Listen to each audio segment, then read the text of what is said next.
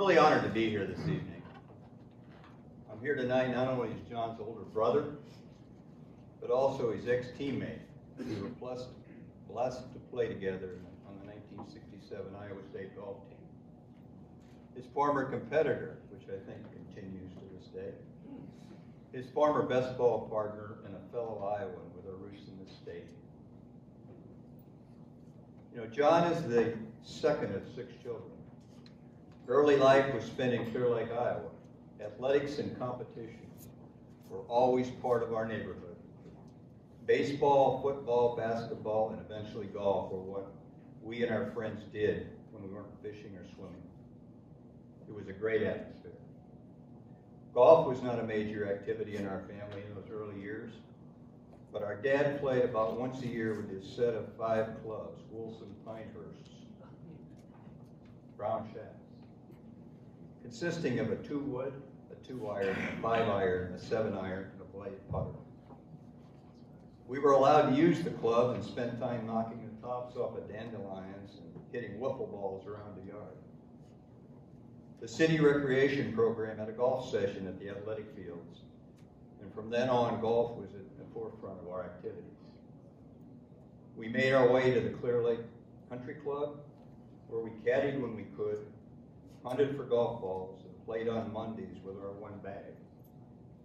It's not surprising that John took to golf immediately, as he was the best baseball hitter at Clear Lake. He practiced in the yard and practiced his follow-through with the 7-iron by hitting our brother Mike in the cheek and sending him to the doctor for 7 stitches. John's way of introducing Mike to the game of golf at age 9. In 1959, our dad got transferred to Fort Dodge Airport and we moved to Humboldt. Dad joined with a family membership at the Humboldt Country Club, which back then was a very reasonable price. This gave us access for the first time to a regular golf course. We took advantage and played as much as our athletic activities, home and school duties allowed. I took off to Iowa State in 1962, and John continued with golf in Humboldt along with brother Mike and Bill. John played number 1 on the Humboldt High School team while beginning to play local tournaments in other clubs in the area. He came to Iowa State that summer, and as a sophomore, we played together on the team. As I left to pursue my career in Ohio, John continued to play at Iowa State and excel. He captained the team in 68 and 69. He was all Big 8 first team in 1969. And as an amateur, he won probably a dozen or more tournaments around the state, including Twin Lakes, Bancroft, Eagle Grove, Clarion, Storm Lake, Alta, Fonda, and others. And as an amateur, finished second in the 1970 Iowa Masters. So where did he learn to compete? Iowa in those days presented a unique opportunity to learn to compete, particularly if you had limited time and money. The book, Golden Harvest, Iowa's Rich Golf History, I got it a couple weeks ago, and I've been sharing this thought with friends of mine over the years out in Ohio, and Texas, and wherever I was located. And J.D. Turner said it best, quote, "Every 9-hole course had a Saturday or Sunday event. You paid $5 or $10 and played 18 holes. Then they'd make the cut to the low 16 or so, and you played another 9. It was good competition. Terrific," unquote. I'd add to that in those final 9 holes, you had the opportunity to tee it up with many of the finest players in the state of Iowa. And if you look down the list of the Hall of Fame members from that area, including, by the way, Steve Sprague, you'd see the names of the people that you had an opportunity to be around, observe, and play with. And I'd add 2 other people from Humboldt that we were particularly close to, and that was George Lee and Dale Hayes. John turned professional in 1971. His first tournament was the Waterloo Open. And over the years, he played in a lot of Iowa events, winning the Iowa Open, the Iowa Masters, the Waterloo Open, and the Burton McGrain Open.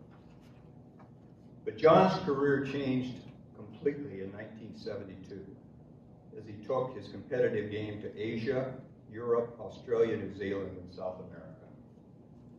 From there, two tracks emerged: competition and international golf leadership. Let me first highlight his competitive golf history first, then I'll double back and highlight his international golf impact, which I think you're going to find very interesting. In Asia he played in Asia from 1972 to 84. And it was interesting back then. I know he's got friends here in this room and family that he communicated with, but guess what? In 1972 through 1984, there was no internet, there was no cell phones, overseas phone calls were outrageously expensive, and so we used some unique tools to communicate, and it was called letters.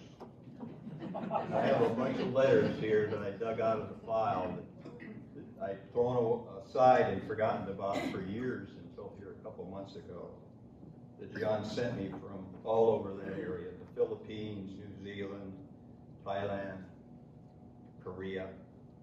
And I'm going to share some thoughts with you. Just for you younger people in the room, these communications had some unique characteristics. They were written in full sentences in cursive. They were in paragraphs. There was no pictures, and there were no abbreviations. So in Asia, how did he do in Asia? He started off in Asia. His best order of merit finish over there was 22nd. He finished 5th in the Malaysian Masters, 7th in the Benson and Hedges Malaysian Open. And in New Zealand, Australia, he finished 19th in the order of merit, with his best finish tied for 2nd in the Colgate Champions in 1977. Here's a quote from one of the letters that I have here. Quote, "I did something. Hung in there for a four-way tie for 2nd. One shot from winning. Bob Shearer birdied 17 and 18 to win. I tied with Morris Benbridge, Curtis Strange, and Jack Newton for 2nd. Over in Europe, he qualified and played in 2 British Opens. Here's a quote from another letter that he sent me in 1978. I think he was playing at that time in the Dutch Open.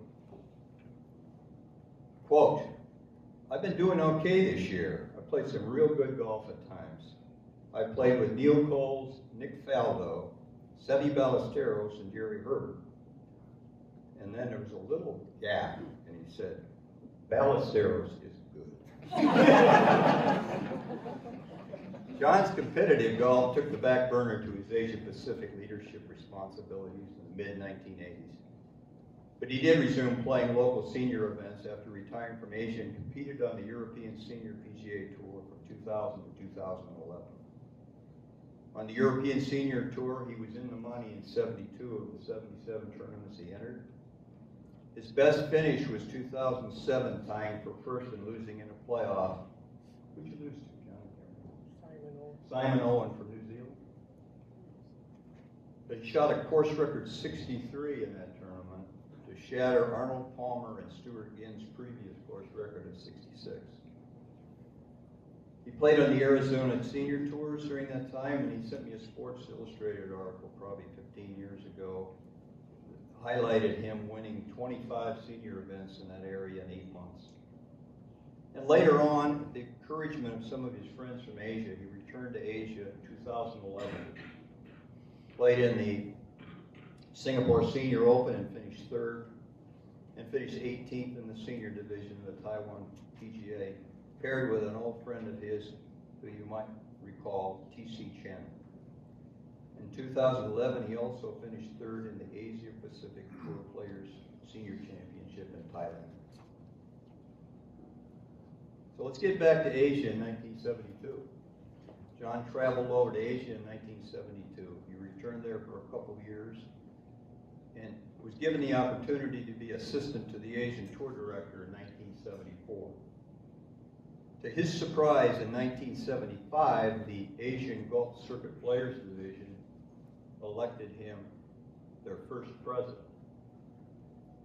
And with that, he had a place on the board of the Asia Pacific Golf Federation. involving 26 countries. In addition, he was responsible for selecting and making arrangements for coordinating all U.S. golfers playing in Asia. And as part of that, he transitioned to his own company, Asia Golf Travel. Over the years, other countries joined using his services, package deals with airlines and others, and at a peak, he was helping nearly 200 players, spouses, and friends play golf in Asia, Southeast Asia. So why Asia? There was limited access to the US PGA Tour. Many of you know a lot better than I would. Foreign players even had difficulty getting on the PGA Tour because they had to play a certain number of tournaments to qualify. A place to play for professionals on the major world tour was Asia, to hone their competitive skill in order to try to qualify for the US PGA Tour. And a little known fact, the best dollars available in tournaments in the world back then, other than US and Japan, was Asia. And Europe was in its infancy. In 1988 and through 92, he was elevated to Asia's Golf Circuit Coordinating Director. In 1992, he was hired as Asia Golf Circuit Executive Director, where he served until 1998. And during that time, he spent about half a year in Kuala Lumpur, Malaysia, where he was headquartered. So what did he accomplish over there those years? With Asia Golf Travel, he worked on the selection qualifying school in Arizona and package arrangements for U.S. and other players moving into Asia to play golf. In Asia, he helped streamline the schedule of the tour and greatly increased the purses. During this period, the Asian circuit was on the calendar of leading players from all around the world. A 2009 story in Golf World magazine credited John and five-time British Open champion Peter Thompson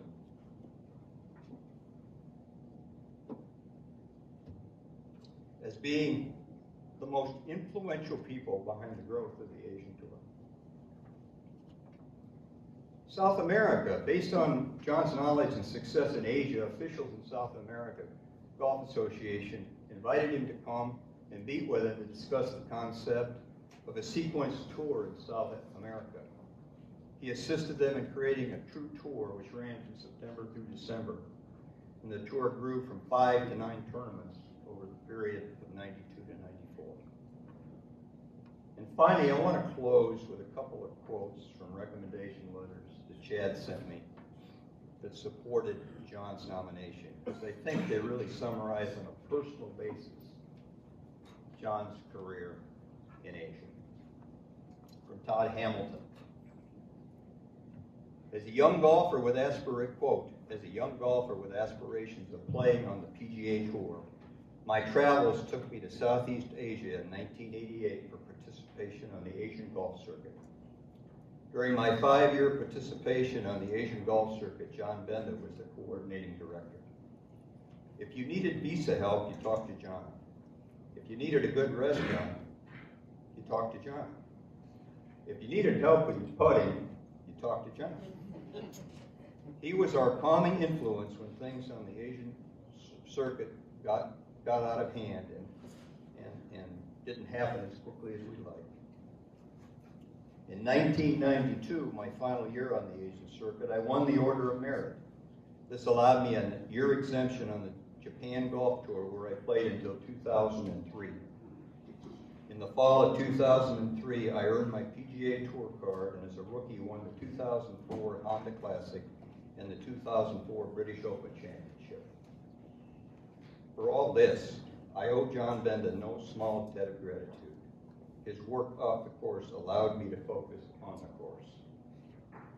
And last one of your own here, Jerry Smith, Iowa Golf Hall of Fame member. Quote, John gave me my first opportunity to play professional golf on the Asian Tour in 1989.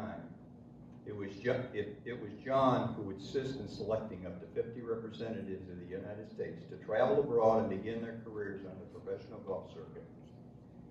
John also oversaw representatives from South America, South Africa, Canada, Australia, Mexico, and Asian players throughout the region. I would imagine that the people in the state of Iowa do not fully understand the impact John Penta has had on worldwide professional golf. I'm proud to present to you my brother, 2020 Iowa Golf Hall of Fame inductee, John Penta. Thank you, Tom. You told quite a story. Pretty much covered it all. How did one man do all this? You might say two things. It wasn't a 10-minute job.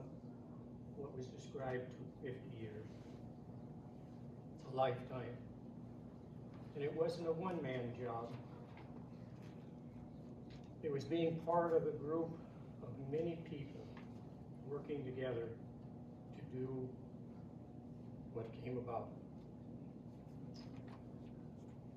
I want to add a little something to what my brother just said.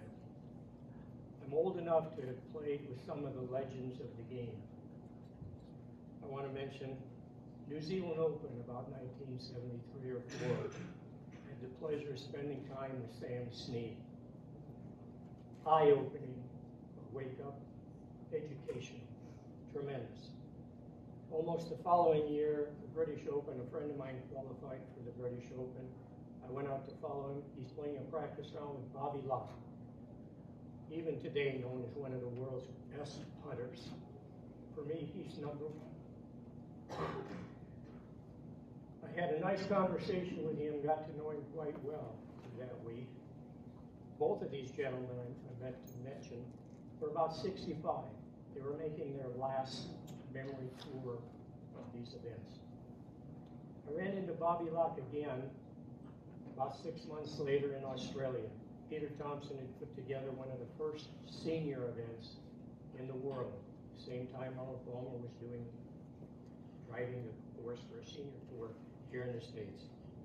Bobby Locke played. I went out to say hello. He remembered me. We had a great few moments, followed probably another 9 holes.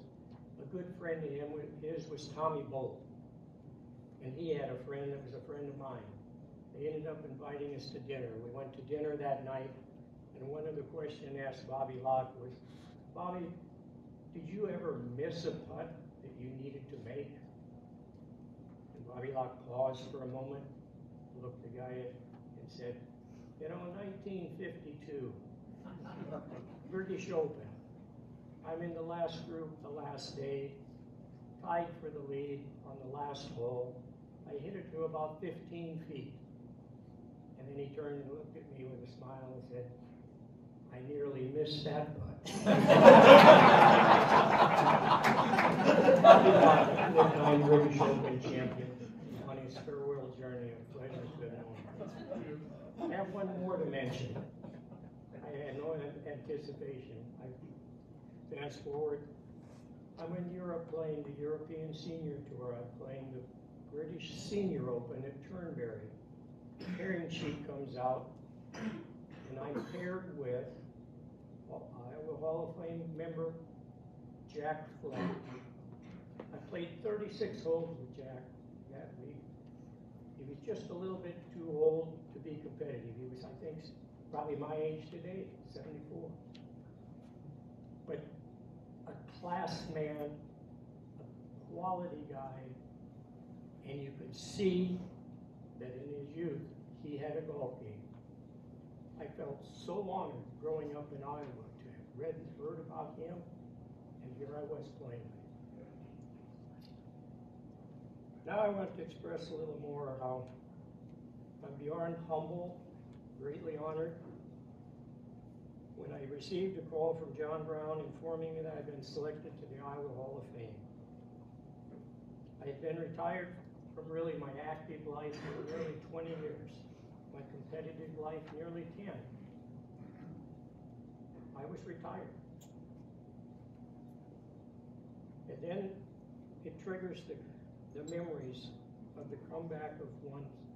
And I look back and I thought, many times on the putting green, I'm practicing, you say, this is for the master. this is for the open. But I never once said, this is the putt for the Iowa Hall of Fame. It was not on my calendar of desire, but it came later. Now for a few thank yous. First, I want to thank my wife, Veronica. She's unable to be here today. She had a health issue. I won't go into detail, but we're doing fine.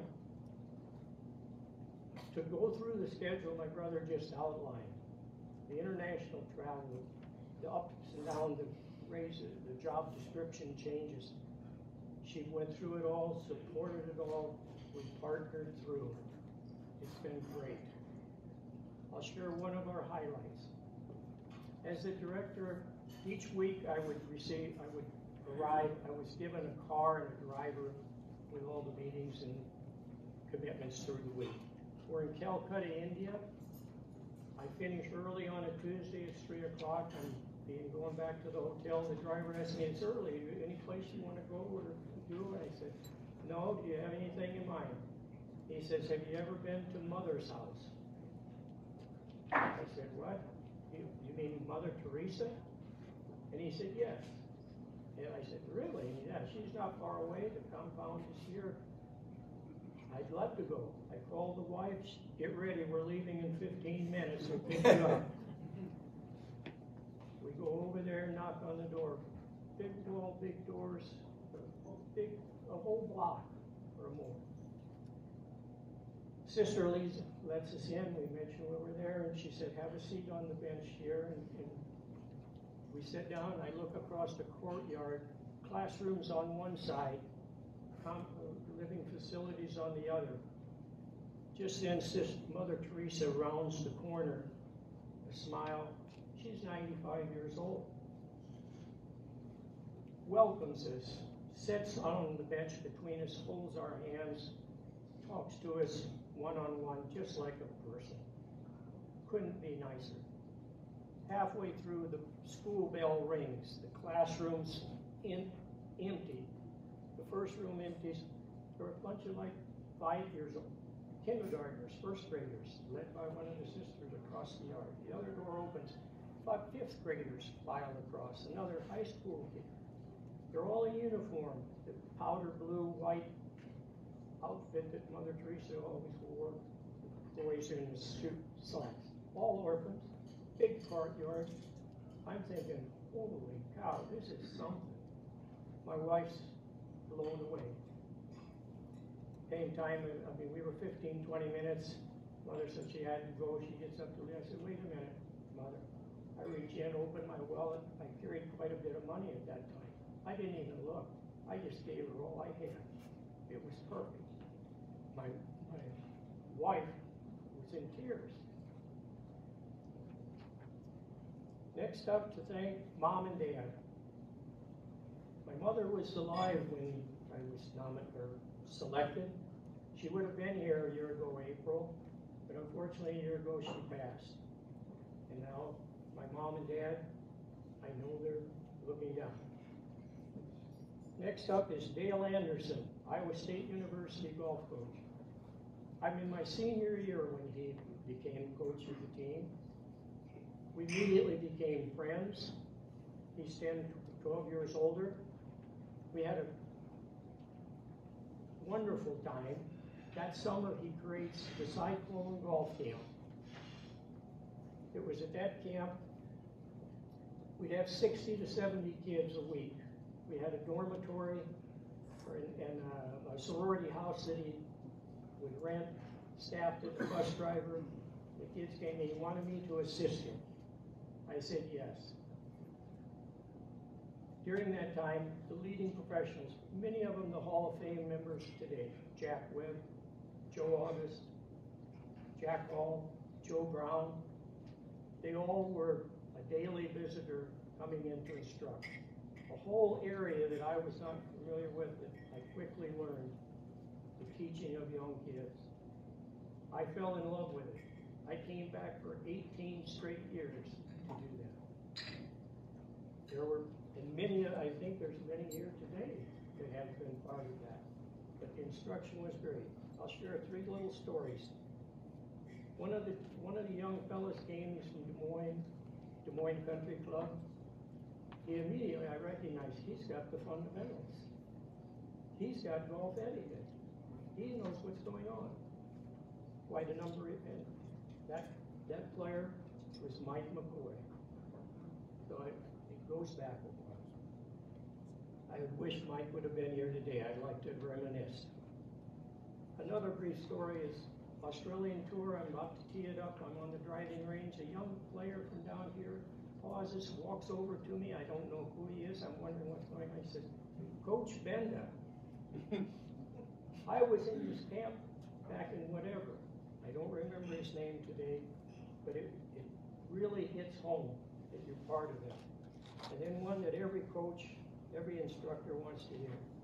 A young fellow is 14. We had them turn in their scorecards each day as they played. He had 112, 114 on the first 2 cards. Wednesday morning, I approached him on the driving range and I'm saying, how are you? How long have you been playing? He said, about 3 months, but I play about every day. I said, well, let's see what you've got. I said, what's your best score you've ever played? So he says, well, I broke 100 twice. I had a 97 once. I said, let's see what you've got. He makes this swing that he's just pushing at the ball like this, and I made other adjustments, but he was a true beginner. I gave him the tip. I said, I want you to rotate your forearms. Hit the left arm on top of the right, and when you finish, hit the right arm on top of the left. He made a couple of practice swings like this, teed one up and hit it, and he stood there like this. Instead of hitting at 120, rolling to 160, he flew at 150, it rolled almost 200. I said, work on that, I'll see you again tomorrow. That night, he comes back from the golf course, comes up to the desk to turn in his scorecard. He's got this big smile on his face. He hands me the card. I look at it. 88. Isn't that what keeps you coming back to teach that way? I have another experience another thank you. 72-3, I'm playing Asia. I'm somewhat successful through the Midwest and in Iowa golf. But both years I failed the U.S. Tour qualifying. I'm at a crossroads. What am I going to do now? I have a contingency of friends that I play with in Humboldt. They've asked me, what are you going to do? Will you continue to compete? Are you going to return to Asia in the spring? Are you going to try the school again? I said, I don't think so. It just isn't working. A few days later, I'm approached. They formed a syndicate, 10 people put the money together to launch me through one more year. And unfortunately, most of them aren't here today, but I want to mention Jerry Howard, sitting here with his wife Glennis, leading the way. He's been a lifetime friend to put that up. And I say that I went through that year, reasonably successful, failed the school for the 3rd time. I tried 3. And the reason I mention it even more, that even though I wasn't able to return 100% of their investment, the main point was in 74, I hadn't gone back.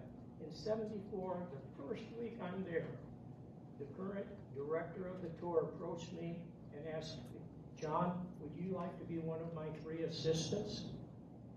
I didn't know at the time, but that opened the door to the next in the career that my brother just outlined.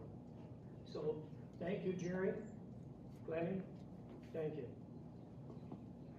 I then thank the director, Skip Ginto, that was at that time to have put me in that position. I had an assistant, Steve Cook from Long Beach, his fellow professional, came out, taught a little bit at the Cyclone Golf Camp. I don't know if maybe some of you knew him. But he was my right hand, and I wouldn't have had the success. I couldn't have quite got through. We were a team. Thank you, Steve Cook. All the members of the Asia Pacific Golf Confederation, almost 100%, they're all gone now. Great men. The president of Thailand, also president of the Secretary of Japan. Right down the list to work with all those people. As I say, it was a team effort. Outstanding. And then kind of in final, Well, not final. I think my sister Kathy, did you want to say something? No, I'm sorry. You told me no, you didn't want to say something. I want to say a final thank you to Jerry Johnson, fellow recipient today, who initiated to the committee and the Hall of Fame committee for the nomination today. And I want to, I'm extremely honored to be recognized with Beth, Judd, Chad, Jerry, and Jim tonight. Thank you very much.